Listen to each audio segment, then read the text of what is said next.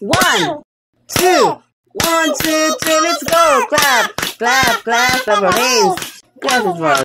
Clap, clap, clap, let's do the world. Clap, clap, clap, let's do the world. Single, single, jingle, double, single, single, double, double, single, single, big flores. The Arizona sun, dun, dun, dun, dun, dun, burning in your eyes, dun, dun, dun, dun, dun. You look at me and baby wanna catch on fire, dun, dun, dun, dun, dun. It's buried in my soul, dun, dun, dun, dun, dun. Like California gold, dun, dun, dun, dun, dun, dun, dun, dun. Find the light in me.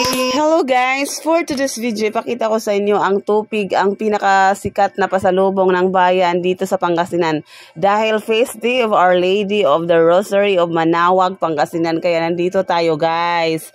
So, ito nga, pinakita natin sa video ito na niluluto siya sa improvised na gasol.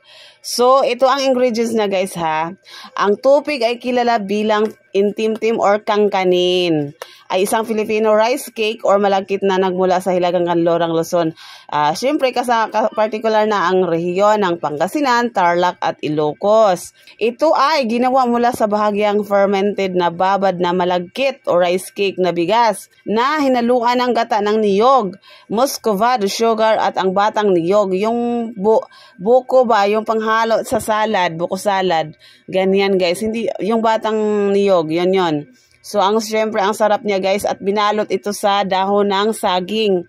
Kaya, may mabango talaga dahil sa saging din ng amoy. Tapos, syempre, walang halong chemical yan. It's organic lang po talaga. Fresh na niluluto siya dyan sa improvised na gasol. From bake, 5 days po siya pwedeng kainin guys. So, shout out kay Ate Juan at Kuya Bong na nagluto at dyan, pinahinayaan nila ako nag-video. Nakikita niyo sa live sila.